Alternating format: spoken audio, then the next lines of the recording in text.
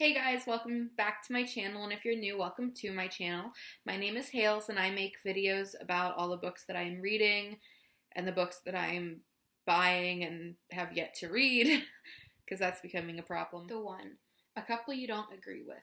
So this one is kind of like, when I was going through all of these and like writing down my answers and making notes, I had put that I didn't like Reese and Feyre together, and that has changed considerably now.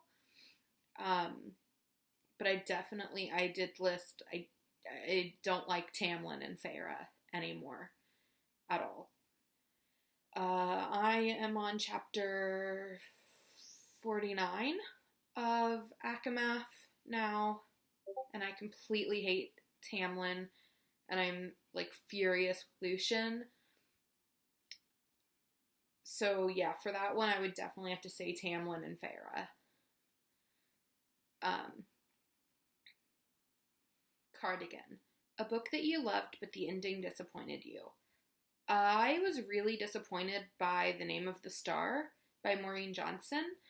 I love the concept. I thought it was so good at the beginning. And then it just it left something to be desired. Like, that wasn't what I had gone into it thinking that it was going to be about, if that makes sense. I don't want to spoil it, but it did not live up to my expectations. I just answered that whole question and I wasn't recording. The Last Great American Dynasty, a villain you can't help but love. So for me, this one was pretty easy. I love Sebastian Morgenstern as a villain. I love when villains are just like so well-rounded and so well-written that you can't help but kind of like not so much see things from their perspective, but just like he says things with such authority that it almost tricks you into thinking like, yeah, that guy, he's got it completely figured out. Exile. Your favorite dark, hard-hitting contemporary.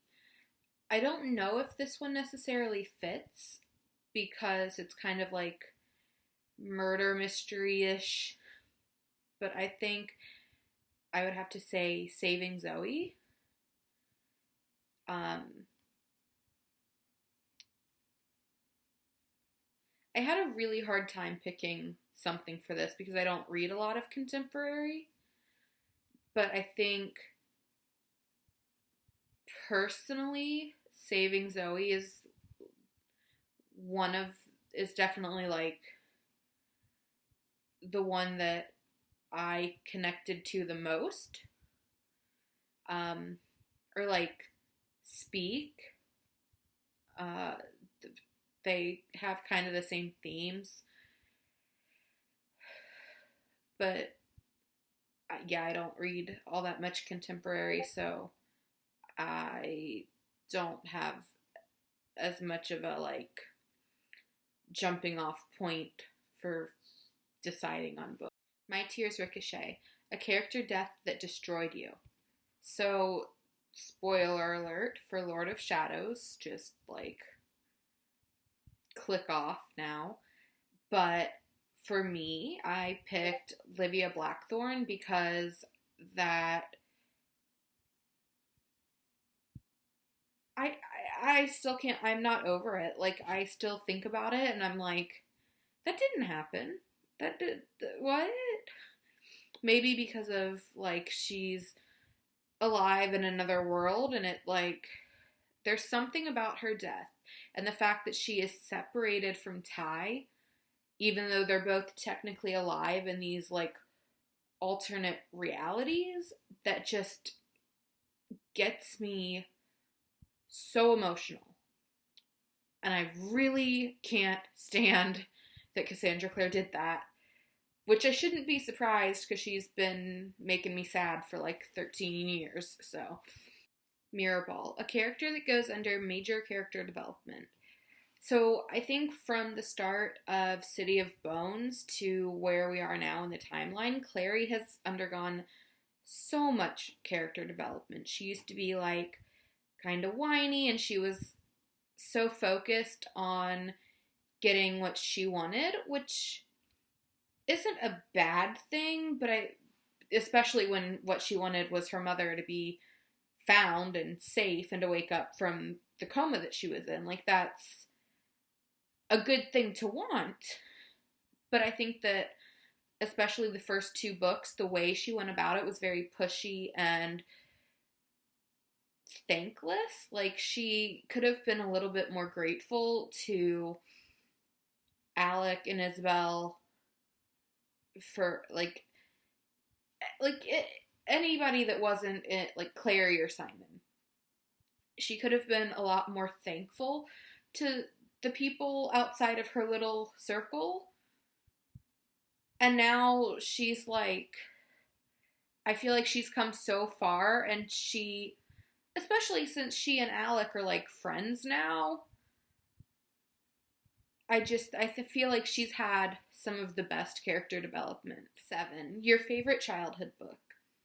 So I picked a book called A Mother's Love by Brittany and Lynn Spears. My Aunt Debbie got the book for me when I was a kid, and I read it over and over and over and over.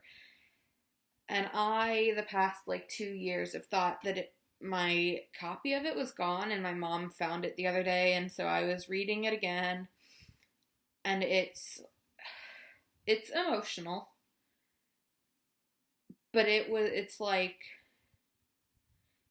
one of those things, I think, that like when you read something as a kid and it sticks with you, I think that's why I'm not judgmental of other people, like, because the book is all about accepting yourself and accepting other people and being a good person. It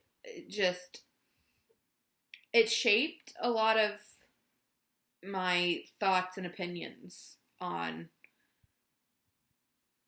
just August. Your favorite summertime read. I had a hard time picking for this one, but I think that I'm gonna go with Along for the Ride by Sarah Dessen, because it's one of those like end of summer kind of just like adorable love stories. It's one of my favorite books. There was a good chunk of time when I thought that I was going to paint my bedroom the color on the actual like hardback of the book, because I was so obsessed with it. But yeah, so I definitely recommend that for anybody that's like going to the beach and needs something to read. It's like a very fast read, and it's just sweet and adorable, and I can't recommend It's Me Trying, a book that always pulls you out of a slump.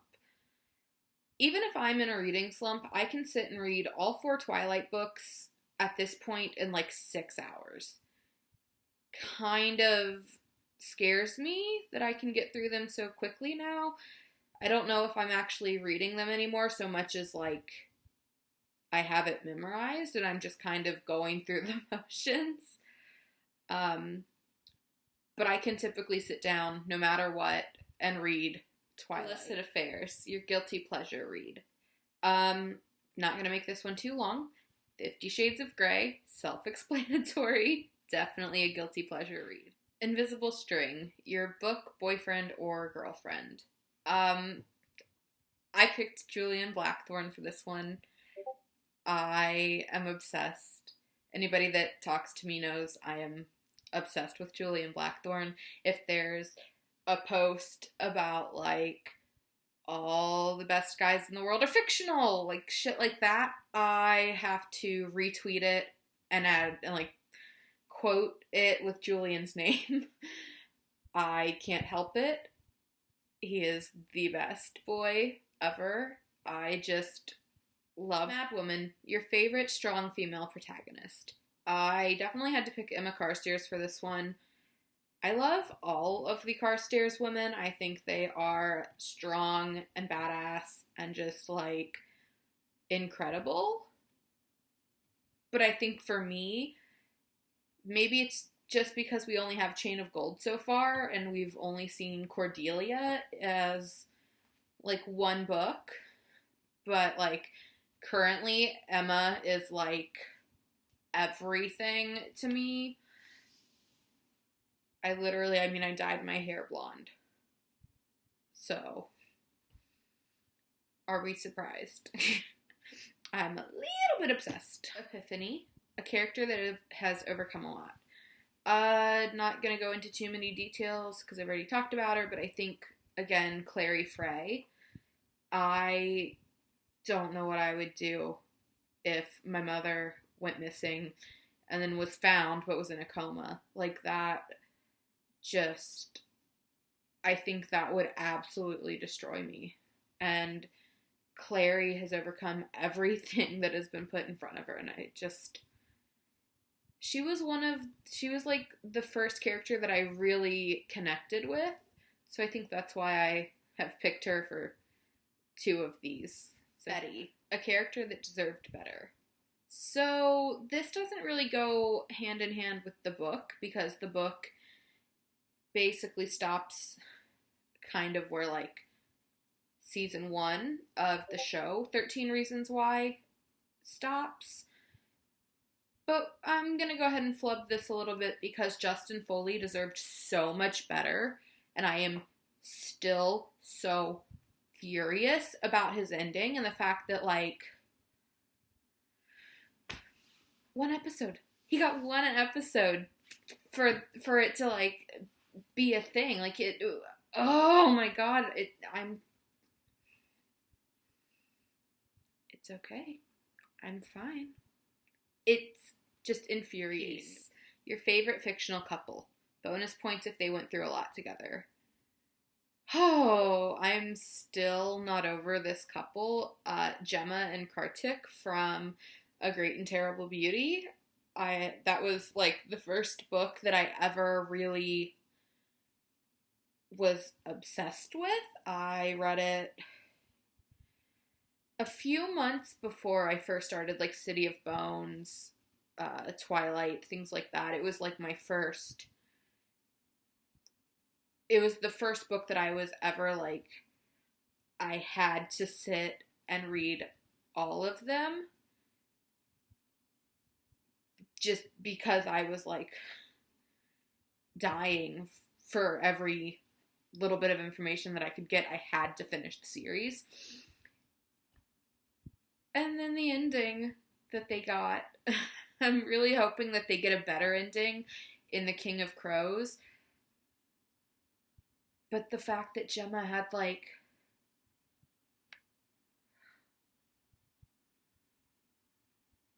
oh my god, I wasn't expecting for Gemma to show up in The King of Crows, and then Kartik showed up at The King of Crows, and the realms were there, and I just absolutely lost it.